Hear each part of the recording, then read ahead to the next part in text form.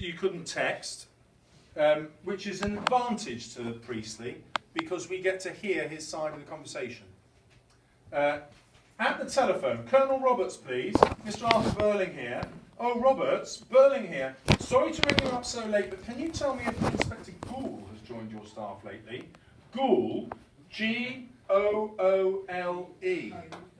Now, the reason this is important is Priestley wants to spell out the inspector's name to the audience.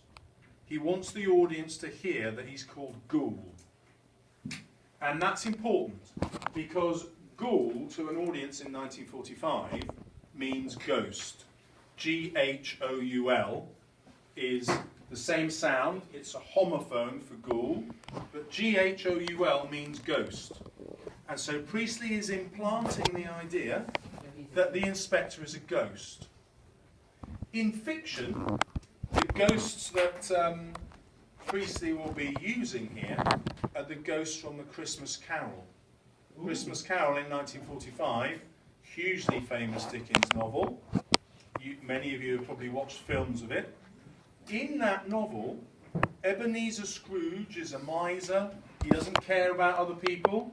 Can you see how he's like the Burlings?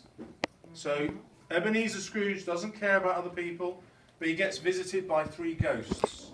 The ghost of Christmas past, who shows Ebenezer Scrooge what he's done wrong.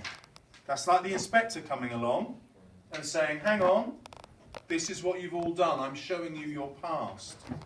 So the inspector works like the ghost of Christmas past. Then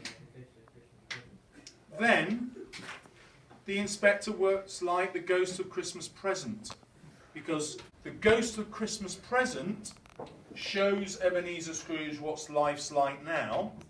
He shows Ebenezer the suffering around him, in the same way that the inspector is trying to show what's happened to all the Eva Smiths and all the John Smiths.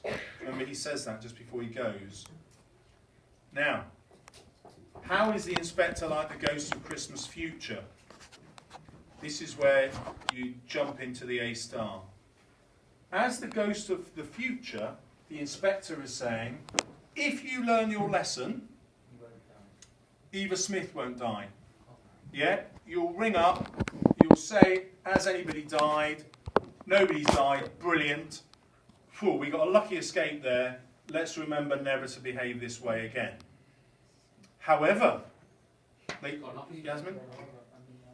what the Burlings do is they don't say, phew, we had a lucky escape, let's make sure we behave better. They go, we've had a lucky escape, carry on as we did before. And it's when they say, right, we'll carry on as we did before, that the future happens. And this girl then dies, and they get a phone call. Yeah, so that's your A star point, how the inspector is like the ghost of Christmas future. He's showing them what the future's going to be like, if they change, but because they don't change, that changes the future and the new girl dies. So that's a complicated idea. Will you try and make some notes about it?